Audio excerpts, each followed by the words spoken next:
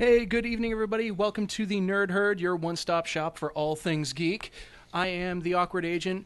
With me are my perennial hosts, the 8-Bit Gamer. Hello, world. And Lucid Cheats. How's it doing, everybody? How you guys doing today? Good. I'm doing probably fine. Yeah. Had a good weekend myself. I ended up going to Seabrook to a bar and grill, the Honey Pot Bar and Grill, and got to see an awesome show while I was there. I've got a friend who does drums for a band, so went to see his show. And chances are they're probably listening to the show, to our show tonight. So nice. If you're out there, to the fine men of Ways to Fall, how you guys doing? Thanks for tuning in. And for everybody else, definitely check them out. They have a Facebook page, Ways to Fall. They are honestly some of the best folk rock I have ever heard. So, all right. So for those of you who are tuning in for the first time, allow me to explain how things work here. Basically, what we do is each week we come on the show and we have a new nerd culture topic. We talk about movies, we talk about video games, music, you name it, we talk about it. If you feel like following us, if you have suggestions for shows you want to see us do, if you want to join us in our debates, feel free to log on to our Facebook page at facebook.com/nerdherdshow. And also, be sure to keep in touch with 8-Bit on his YouTube channel, youtube.com/theendofit, so you can see all his awesome stuff, including podcasts of our show pre-recorded. All right, before we get into the big topic this week, I do have a few announcements to make. First of all, right now as we speak, in the pub, there's an info session going on for the Humans vs. Zombies game that's going to be going on after spring break, starting on Thursday, I believe it was. I'm not sure. Yeah, I believe it's Thursday the 15th. Yeah, Thursday, March 15th. So if you want to get into that, please, I encourage you. I can't do it because I messed my knee up pretty badly, so So even if I wore my knee brace, I couldn't even run. I'd make a decent zombie, though, stumbling around. So there's that. This week, this Thursday, in the Hospitality Building, Salon A, at Southern New Hampshire University, there's going to be a debate, The Ethics of Gaming. It's going to be a panel debate on violence in video games. We're going to have representatives from the game design program, psychology, media arts and communications.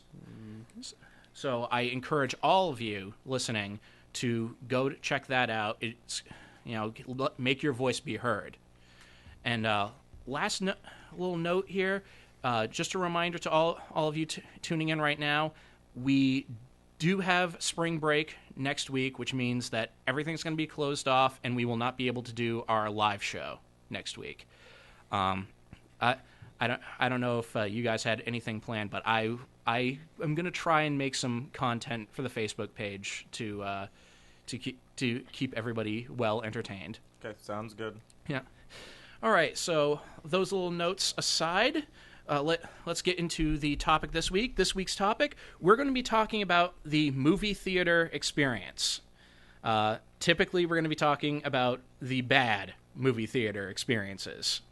Because I don't know what it is. Most people these days, they don't really care much about the movie theater. So basically what we're going to do is we're going to talk about what's wrong with theaters, the bad experiences we've had, how we would like to see them fixed, if they should be even fixed at all. Mm-hmm. So let's start off our debate this week. What do you think is the worst movie theater experience that you individually have ever had? Well, for me, I don't really have anything that really just stands out that very much. I mean, other than, the people that really talk a lot during the movie. I mean, there's people that really, that just are very rude and abrupt, out of place, I mean, I haven't really had a big experience, but I've experienced the little things, and every now and then, most people complain about, people standing up during the movie, people being loud and obnoxious. It's just like just regular mundane things. I don't think I've really experienced something like completely atrocity filled, like I've seen on the internet or I've heard from other people. So no real horror stories, just a few mundane annoyances. Yeah. What about you, 8-Bit? You look like you have a story to tell. No, I don't have that great of stories to tell. I was considering starting off with a joke going, so this one time I was at the theater, then Pee Wee Herman stood up. Oh, no. Yeah. I Just end it there, Yeah. So, guys, look it up. It's a pretty funny story. It's horrible. But in truth, probably the worst thing that is the most annoying thing I've ever had to experience in the theater was instead of someone just talking, they were saying a bunch of lines right before they were said in the movie. So it wasn't just like they were talking or spoiling stuff. They were just like word for word, everything that was about to happen, they were saying it. And it's like, please stop. You do not understand how annoying that is. I've had my fair share of horror stories from the theater. Two of them in particular come to mind. I distinctly remember as a child, you know the whole story about the sticky movie theater floors? Yeah. Mm-hmm. I distinctly remember as a child the floor being so sticky that my shoes actually came off and were stuck to the floor. That it was disgusting. Always fun. Yeah. The other big thing that came to mind was actually fairly recently. I'm trying to remember the movie that I went to see. I want to say it was when I saw Thor in theaters. Yeah, I'm pretty sure it was Thor, and I went with a friend of mine. I've mentioned her on the show before, Holly. Hi, Holly. Me and her went to go see Thor, and it was late at night. And overall, the movie wasn't that bad. We didn't have a bad experience while watching the movie. But what happened was, as we were leaving the theater, going out into the parking lot, right in front of the theater doors, we see a bunch of cockroaches just skittering around in front of the door. Ugh. And you know that if they're within that proximity of a building, they're inside the building. Oh, man. See, that stuff doesn't bother me anymore because I worked at a summer camp one year, and the bathrooms had cockroaches going around and spiders in all the corners, and I had to shower in there, and the floors looked nasty and stuff. So it was just like, after an entire week of living in that condition, it's like, nasty stuff, not so much anymore. You can't see it, those of you listening in, but I am curled up in the fetal position listening to that. I remember my summer camp stories, like mosquitoes the size of my hand. Ugh.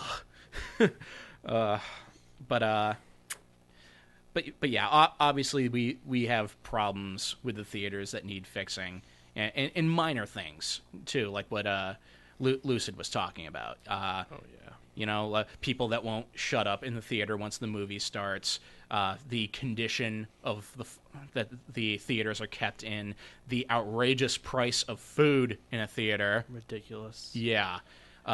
Fortunately, I go to a place in Tilton, typically Smitty's. They and it's a brilliant marketing strategy. They market themselves as a combination theater and restaurant. So at least the food is reasonably priced there. Yeah, see, I just wear my cargo pants, and I literally can fit almost anything in them. Like, I've brought an entire tall can of Pringles, 3 bottles of soda, bags of chips in the pockets. Because I was going with a girl, and she didn't have any pockets, so I just carried all the stuff for both of us in my cargo pants. And it was just a little bit of having to hold my pants up because they were so weighted down that they were pulling them down. But I was able to fit it all easily. I distinctly remember my first ex while we were dating. She had this massive purse. She could fit maybe 2 DVD box sets in that purse, and I was tempted to ask her to go with me to the dollar store right next to the theater and just stock up on Jujubes and Mike and Ike's Yeah. just so we wouldn't have to pay for food in the theater. No, theater prices are expensive. Like, I mean, in my hometown, back in Rutland, we had a theater there that was just barely just changed. Just last year, they finished it. It was completely under new management now, but before it was in those worst conditions. Like, I don't know how much like a ticket for you guys would cost where you guys come from. Like when I was growing up, a movie ticket probably cost around like $6, $5 just to get in, and then a couple of years would go by. Like maybe by the time I was 18, it would cost almost like $13 just to go see a movie, and that's without the movie being in 3D. And then with the new place coming around, I mean, it's like $8 per ticket. I mean, yeah, I mean, for me, it's a big change for that. But like, it's like that's where they really get you next to food. It's like, oh, you know, it's great business. The fact that you're in a confined space and they want you to pay like $7 for popcorn and for like a large drink. It's funny that you mentioned the 3D actually, because that's exactly where I was going next. Really? Oh, come. Well, this is the second week that I've done this with you. That I've somehow segued my horrible feelings towards something, and you just turn it into something that I'm going to hate more. Okay, I'm ready for this. Tell me. Okay, gird yourself. Yeah, and that's like I said, it's kind of the next topic I wanted to go off on. The gimmicks that movies use and that theaters employ. 3D, like Lucid mentioned. The most recent one I can remember is the high frame rate that The Hobbit used. And one that I actually have not seen too much of, but I've heard of it and I've seen it, the D-Box.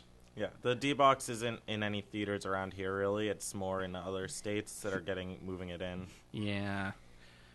Yeah, but I just want to get an idea of what you guys think of these gimmicks. Well, I think whenever these things are new, they first are used as a gimmick. Look at when 3D first started getting used, how much worse it was. Like, the Harry Potter movies would come out and just one scene was in 3D. So you'd have to wait for the little glasses sign in the corner and then put it on, watch a little scene that was in 3D, and then take them off. And that scene was just constant, cheesy 3D effects of stuff flying at the camera. Now we're actually seeing the 3D going throughout it, and only a few movies are using the gimmicky effects of shooting an arrow straight at the camera, you know, and stuff like that. Like the Resident Evil movies are horrible for that. Like every trailer, you can tell it was a 3D movie because they throw something straight at the camera during the trailer.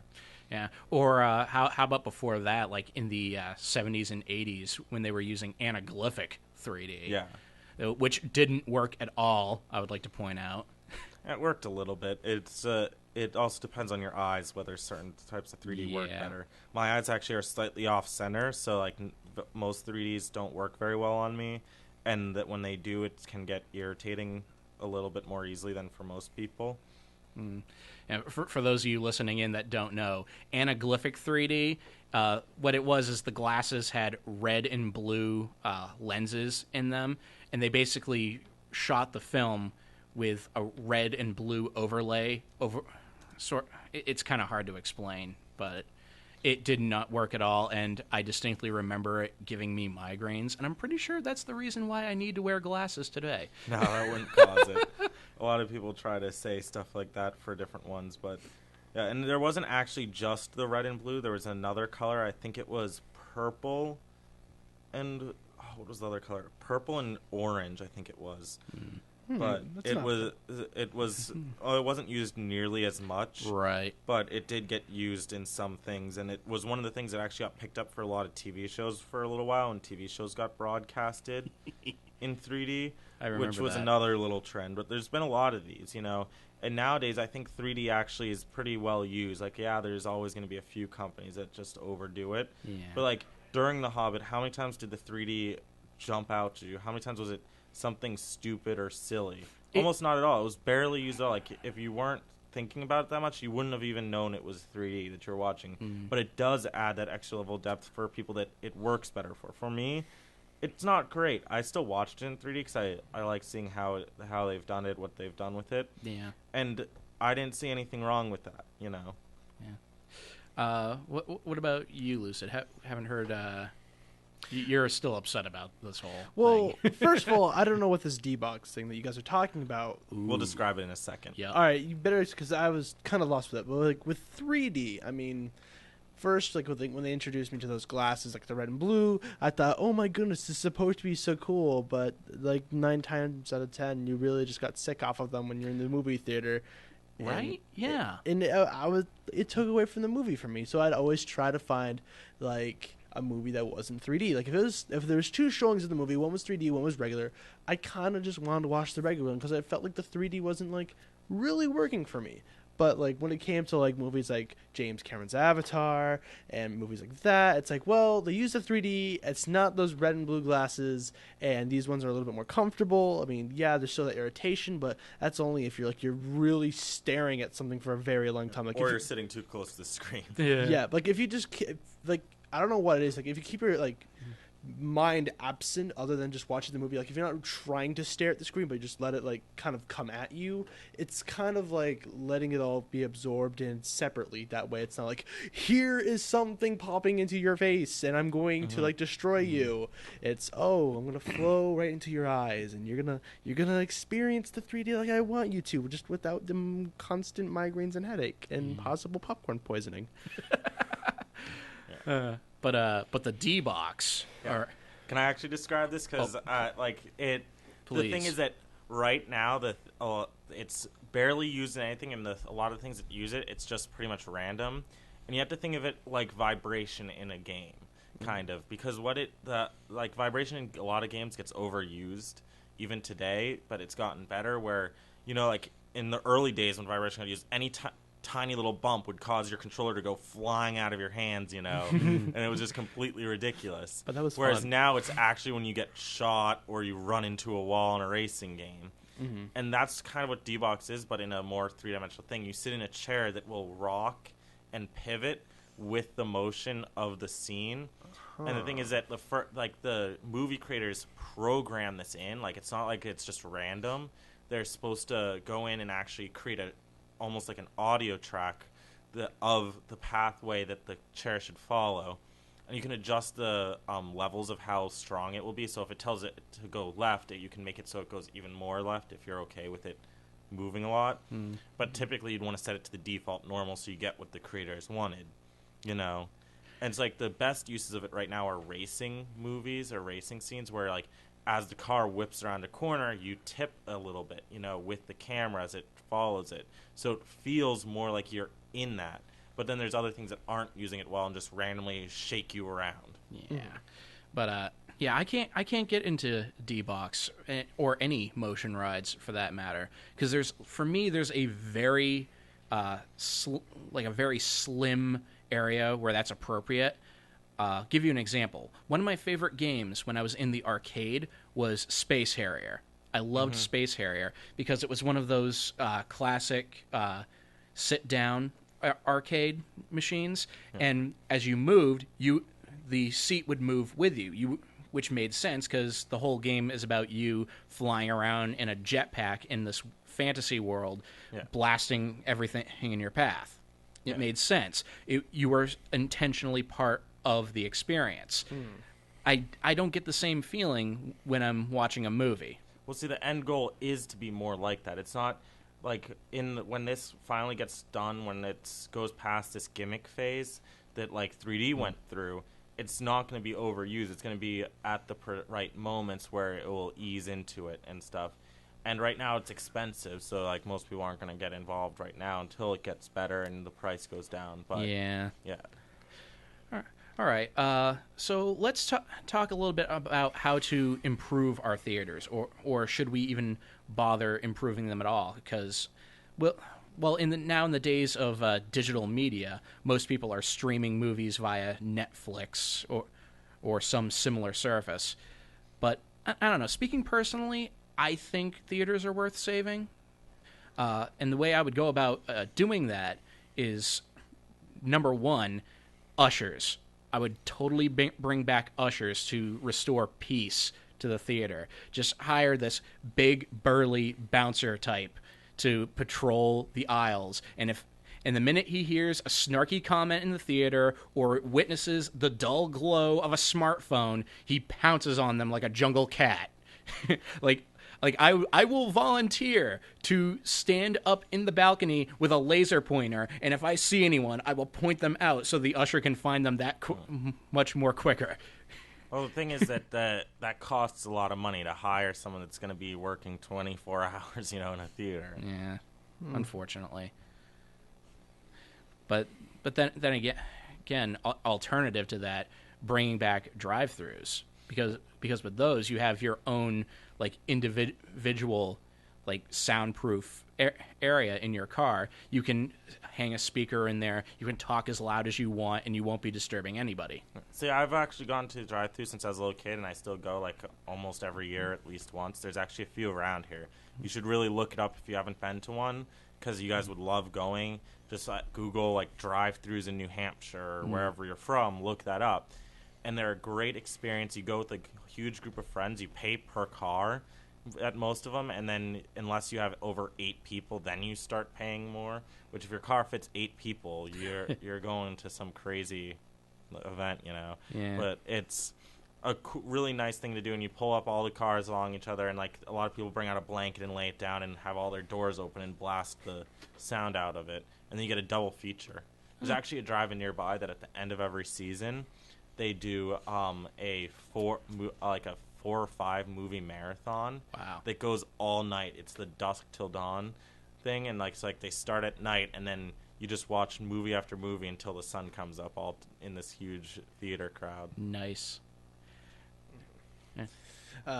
For me personally, for my input on how to make movie theaters better, I think I got it back in my movie theater. But we have like these great reclining chairs, like the ones that you sit in, you can lean all the way back, and then like you kind of have like a footrest in the air, and you don't have to worry. Like I really feel like having relaxation in the theater can somehow atone for like having disruption. Because if you think about it, when I hear people complain, they're like, oh, the chair's just so doesn't do anything, and they're squeaking all the time, and it's like people are just too fidgety because the chairs they're sitting in are just not good enough. I think maybe one part of it will solve it is if everybody got those reclining chairs, because I sit in the chair, I just want to stare at the screen and say, just keep going. I'm enjoying myself. No, everyone can enjoy themselves. Bro, I ain't even mad. I ain't even mad. Yeah, pretty much any theater built in the last 4 years really has the reclining chairs, and then even more so they've upgraded a lot of the ones that didn't. Yeah. But yeah, going to what you were saying about the drive-thrus, there is a drive-thru nearby me, the Weirs Beach Drive-In. Mm-hmm. I called it a drive-thru. Yeah, didn't you did. I I was about to say drive-in. But but we have the Weirs Beach Drive-In, and I've been wanting to go to it for so long. Only problem is it's Weirs Beach. The only time it's pertinent to go there is in the middle of summer, and that's when they have the big bike rally, But yeah, I would like to see drive-ins become a big thing again. When was the last time you went to one? Oh, I can't even remember, honestly. You should definitely go, because there's a bunch really close to here. Like hold on one second, I can actually check it. Yeah, I will make it a point of like over the summer going to a drive-in. I have one like right near my house, or at least it used to be a drive-in. I don't know if they really still do it anymore, but I've never personally been to one. And I don't know. It's not like I haven't really had the thought of trying to find one. It's just I just never, just never had the thought of really finding somebody to be like, hey, let's go take a car, go to a drive-in, and just watch a movie. So there's the Northfield, Northern Nights, and Milford and Weirs that you were saying. Yep. So those are all the drive-ins that are in New Hampshire. Plus Yeah. there's some in Mass and Vermont and stuff if you're Right. closer to those areas. Right. All right, so we've reached about the halfway point of the show, which means it's time to go to our music break, courtesy of 8-Bit. 8-Bit, what have you got for us tonight? The first song you're going to be hearing is a song by Peter Gabriel called Curtains. It was used in the video game Myst 4, and it was, he even voiced a character in the game. He was your spirit guide. Nice.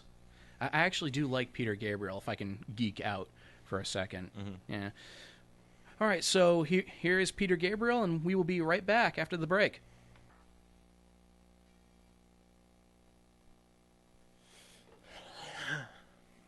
Hello, everybody. Hey, that was Turn Wife Serenade from Portal 2 and Mortal Kombat from the Half-Life 2 games. You should really play them. They're awesome games, and that song has an epic conclusion to an epic fight that you've got to see. Yeah, you were telling us about it during the break. Yeah. And also, Lucid wanted me to make a comment on 8-Bit's choice of fashion. A lovely tribute to Oregon Trail. 8-Bit has died of dysentery. Yep. That was like the most common death. Like, it didn't matter if you tried to save everyone and you thought you had all the right things. It's like, 5-6 turns down the road, someone dies of dysentery. Yeah, it was unavoidable, too, pretty much. Once you were told someone had dysentery, they were going to die, like, the next turn. Yep. So it was always like, like you knew turn before you lose, Yeah. And so it's always kind of funny, And I actually got this from my Uncle Jason, which I thought was pretty hilarious that he caught that and thought of it, Yeah. All right, well, we have reached that point in the show where I attempt to saw my co-host's brains in half with concentrated WTF. I spent the whole day today looking up weird news articles, especially for them. We're going to start off our show with a little story from Montana. Now, I don't know about where you guys live, because I'm pretty sure you live in the city or in town for the most part. I live out in the middle of nowhere now. I grew up in Manchester, but when I was in 7th grade, I moved out to Hicktown, USA. It's like the most stereotypical redneck town ever. Like, I've got an infinite number of stories that that if you ever want to hear something funny, come and ask me. Yeah. Well, see, my house is located in the boonies, but I've lived in city and in the middle of in between and out in nowhere. Like, I've even lived in a hobbit hole pretty much one time in my life. I'm not even joking. We lived underneath in the ground, and it was cool and all until the Hornets decide to bury themselves. Oh no. That's the only downside. But other than that, I've lived, in all forms of like towns and communities. We all live in New Hampshire. I see what you did there. Okay, that was funny. Since I was very little. I don't live in New Hampshire, but that is funny. All right. Well, basically, the point I'm getting at is that if you live out in the boonies, you have to deal with wildlife, and when you're driving on the roads, it's kind of a danger. I've hit a few moose in my day. Yeah. This guy, he did not solve the problem of animal traffic per se, but he did find a way to take a bad thing and make it better, arguably. Montana roadkill law allows motorists to eat the animals they hit with cars. The motto of the Roadkill Cafe, ladies and gentlemen, you kill it, we grill it. Yep. Montana may now be the ultimate drive-through destination for adventurous foodies thanks to a new law that allows residents to consume any animals they kill. The bill, which passed 19-2, allows deer, elk, moose, and antelope that have been killed by a car to be harvested for food.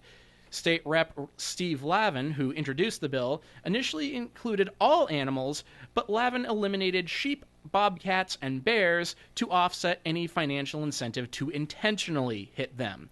We have some animals whose parts are worth quite a bit. Sheep, bobcats, and bears, Lavin told the New York Daily News. So I reduced the bill down to deer, elk, moose, and antelope. The bill is confined to those 4 animals for that purpose. Their parts aren't worth what a sheep or bear part is worth. Lavin, who is also a state trooper, introduced the law because he thought people were missing out on a potential food source. As people know, people hit a lot of animals on roadways, and I mean a ton of them, Lavin said, according to Fox News. There is a lot of good meat being wasted out there. The Montana Department of Transportation reported that more than 1,900 wild animal vehicle crashes occurred in 2011, and nearly 7,000 carcasses were collected from the side of the road, ABC News reported.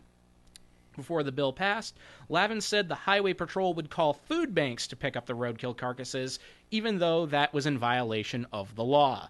Usually when we call them, they are not available or they are not logistically able to come out and get it, Lavin told the Daily Interlake newspaper. There can be some dangers with eating roadkill, especially if you don't know when the animal was killed. However, experts say that if an animal was recently killed but otherwise healthy, the meat is actually much fresher than what you might find in a grocery store, according to slashfood.com. Well, the freshness is pretty obvious. Like, Yeah. it's like going, when you go hunting, you get fresher food than going grocery shopping. Like, yeah. You don't say. I have to agree. And I think I should really jump on this because, all right, my mother, if she's listening to me, I love her to death, but she has a thing where if there is an animal on the road and she tries to avoid it, it decides, oh, hi, there's a vehicle. I need to go crashing into it. Oh my goodness, 1.5 tons of steel. I must hug it. Yeah, that's pretty much. Growing up with my mother, she has hit birds, cats, dogs, deer. Like, she's hit a lot of animals. Like, she does not intentionally do this. Like, the animals just see her, and it's like, I know what my mission is today, and it's to hit that ongoing vehicle with that poor woman and her, her young, beautiful child sitting next to her. I mean, not like I'm tooting my own horn, but it's just, Toot. it's just the fact, it's like, it was just one of those things that this kind of story, like, I kind of like it in the sense like since I live kind of in the boonies-ish, like, I have a swamp in my backyard, and I have a mountain forest, like, right in front of my house, and, it's like, maybe one of these times, maybe when I start driving around more, and, maybe I might get lucky with something. I've always wanted to try raccoon. Well, I'll be fair. I've had deer meat before. It is delicious. Don't you dare say it's just more gamey. That's like the most ridiculous description of meat I ever get. No. Like, anytime people describe some random animal, they go, it's just like this, just gamier. And I'm like, Nope. That means nothing. No, I would Literally nothing. You might as well just say it tastes like chicken. No, I would not do that to you. I like to think I'm a bit better than that. Yeah, the roadkill diner has actually been around for a lot longer. But I believe before what they did was they actually would hunt for the animals. Yeah. I don't quote me on that, but that's what I'm pretty sure they used to do. But I don't think this law is going to last long because, as they stated, that people are going to feel insensitized to go and hit stuff. And the thing is that there's a hunting limit on most animals of how many you can kill in a year. So, and people try to scapegoat around that all the time. So now people just go driving through the woods in their four-wheeler just to try to hit a deer once they've passed their amount they can hunt. Ugh. Yeah. So they're hunting with their car instead. So I really don't think the law is going to last long. Not to mention the fact that you're going to be doing tons of damage to your vehicle in the process. I mean, unless you have a giant, like, 14-inch proof, like, platinum steel battering ram in the front of your vehicle, and you're like, you know what, today's that day. I'm sure people will make it now that they can hit things. They'll be like, oh, I'm totally adding this to my car so I can go out hunting with my car. Just put an adamantium grill on the front. Oh, my goodness. All right, the next story we've got here, I've got to ask, when you guys were kids, did you, whenever you had a lollipop, just put it in your mouth like a cigarette? Yeah. Probably at some point, I'm sure I did. Guilty of that. Yeah. I still do that. Though, after reading this story, I may actually stop, because apparently there are people that are taking offense to that. Really? Yep. Fountain Inn Elementary School students caught smoking and inhaling Fun Dip and Smarties candy. And I want to find the person that wrote this article. Oh dear. Are you? I'm sorry. Just keep going. Just keep going. I want to find the person that wrote this article for the Huffington Post, because shame on you, sir. This isn't what a sugar high was supposed to mean. That joke was bad and you should feel bad. 4th and 5th grade students in South Carolina were caught smoking and inhaling crushed Smarties and Fun Dip candies, said Glenn Weil, Fountain Inn Elementary School principal. Fox Carolina reported that faculty members discovered at least 31 kids, boys and girls, sucking in the candies and, quote, creating a puff of smoke. The school responded to the ongoing problem by sending a letter to parents, making them aware of the situation's, quote, inappropriateness, and banning any candy that can be powdered. Drugs and candy have had a tumultuous relationship in elementary and high schools. In 2011, pothead ring pots and pothead lollipops, candies shaped like marijuana, had public officials, parents, and anti-drug activists up in arms when they began appearing on store shelves. On the more serious side, last year, a 29-year-old man allegedly sold drug-laced sweets to children. Police believe the man put THC, a substance present in marijuana, in root beer-flavored treats. Okay, those last two examples I kind of get. This, it seems to me fairly innocent and innocuous. You didn't go to my school, because based on what they said, I think it could be a lot worse than what the way they described it, because kids in my school actually literally snorted sugar and salt and random crap just because of dares, you know? And sometimes they just do it because they could, you know? So seeing that, like, and knowing how unhealthy that would be, and even, like, if it doesn't somehow damage your lungs or your sinuses, you're putting sugar in your body in a direction it's not meant to go, so it can be much stronger. Okay, when you put it that way, I kind of get it now. And if they're also inhaling the smoke, even if it's just doing I actually know what they're talking about with the Smarties. You crush it up while it's in the wrapper. Oh, yeah. Inhale the powder, literally. And then you can go, and a puff of sugar smoke comes out. But you did actually inhale the sugar, so I can understand why some parents don't like that. It's not the most unhealthy, because you get very little in your actual lungs. Most of it's in the back of your throat. Yeah, but it's still, you don't want solid mass getting stuck in your lungs. Yeah, so I can understand why parents would be a little weary on it. Okay, fair enough. Lucid, you totally cracked up as soon as I mentioned the headline. Is there something you'd like to share with us? Snorting sugar before he came in. No, it's just... like, just hearing the name of the story and the fact that it was segued to candy and just...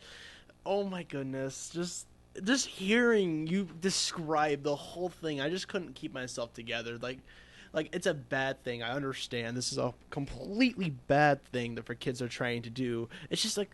it's a weird turn of events. Like, you know, like the little, the stick candies, they made like the chalk candy that, you know, like people like, oh, you know, it's cigarette candy because like it looks like a little cigarette. Yeah, they actually sold it as cigarettes. Yeah. That's what caused that issue. I remember that. And then, like, you know, I remember growing up, I don't know who else ever did, but like I just grew up, I did that too, like I pretended like the smoking thing, but it's like, I never in my mind, I'm like, oh, I'm really going to do this because that's obviously bad for my health. But it's like, listening to that kids nowadays are actually using this as like a gateway drug to real things, or like mocking it to make it look like that. It just blows my mind how like irresponsible these kids are, and just how wrong their thought process is. I mean, I have a very bad thought process when it comes down to certain things, but having that kind of thought process, I mean, my goodness gracious, where is the parenting? Where is the schools? We need to blame the candy company for what they have done. The school is doing the thing. Well, where's the school? Banning the candy right there. Well, in this situation, yes, but like where else? I mean, I wonder if this story's happened anywhere else. I mean, like, who knows? I mean, I actually remember one time I got at candy cigarettes. They were very different than normal ones. They didn't taste nearly as good, but instead, what you could actually breathe through it, and it would actually puff out smoke when you breathed out of it. See, that makes me want to do that, but like, I'm not gonna be like some crazy like, oh yeah, I'm gonna get high off this. I want to be like, I just want to look like I'm stupid. The kids these days, why can't they be more like we were, perfect in every way? All right, I think we got time for one more story here. This one, I liked this one. I legit liked this one. It made me kind of happy to, it made me feel a little weird at first, but as I read it more and got to understand what was going on, I really liked it. Ugly model agency recruits bearded ladies and tattoo artists. Modeling is typically reserved for the fairest of us all, those waif-like angels who just happen to luck out big time in the gene pool. For a London modeling agency, however, that old-school convention that models should be good-looking and fit has been tossed off the catwalk and into the litter box. Ugly Modeling Agency recruits everyone ranging from taxi drivers to little old ladies who want to flaunt their quirks in the spotlight. Bored of the fashion industry and standard model look, two fashion photographers founded the alternative agency in 1969. They placed an ad in a daily London newspaper stating, "Have you got an interesting face? Contact Ugly." Now, more than 40 years later, Ugly is one of the larger modeling agencies in the world. How do they know what kind of ugly will fit the bill? It really varies, owner Mark French said. I sort of know when someone makes a good ugly model. If they're comfortable in their own skin, they make a good ugly model. With such variations in looks, the agency categorizes its models into several groups: girls, men, specials, and rage. The most unusual models can be found under specials, with a roster ranging from Miriam, billed as the bearded lady, to Elaine Davidson, the Guinness-recognized most pierced woman in the world. I like that. And I gotta say, I went to the website. They have a website, ugly.org. I went there and I saw the models, and honestly, I don't know. I get why most people would call it ugly, but really most of them just look like your standard people on the street. Well, that's kind of their point, is that they're not being serious with their term ugly. What they're doing is they're trying to send a message with who gets picked as models, saying, like, these people are considered ugly, but we still consider them a model. Yeah. And that's why they have their site. Yeah, and that's what I got as I kept reading the article, and I went to the website, and I got it. It was awesome. But yeah, like they said, they have the bearded lady, as they said, Miriam. They have Elaine Davidson, the most pierced woman in the world. They have a woman on there, full tattoos, head to toe. Mm-hmm. Like, I'm pretty sure there's not an inch of her body. Like Jack from Mass Effect, you know? Yeah. Hey, I liked that. I liked that. That was great character design. Well, I didn't like her. I could see the positives in her. Like, it wasn't my favorite out of all of them. She was my favorite. They also have an entire model gallery for little people as well, which I thought was awesome. Yeah, and I've decided that I'm going to keep an eye on that, because what I want to do is I want to convince Christopher Nolan to make a fourth Batman movie with the principal villain being Baby Doll, because that was such an awesome villain. If those of you listening out there, if you've never seen that episode of Batman the Animated Series, go look it up. I'm pretty sure it's on YouTube right now. Funny story. When I was out in Utah in school, I took an art for my game design degree out there, and one of the mandatory courses was to take a drawing course. And the teacher actually offered up saying people can come in and model and they'd get paid. And it was pretty good pay too. And I was like heavily considering debating against myself for the whole year. And if I hadn't come back and went to school here, I probably would have ended up modeling for some class to get paid. Which would have been kind of awkward if one day it turned up, but... Yeah. But, hey, do what you love what you do, that sort of thing. And, good on these people. Yeah. All right, well, I think it's just about time for us to sign out. Going to turn it over to 8-Bit for our last little music break. Okay, so the last song is Tetris by Bass Hunter. It uses the Tetris theme. If you know it by heart, then you'll probably like it. Absolutely.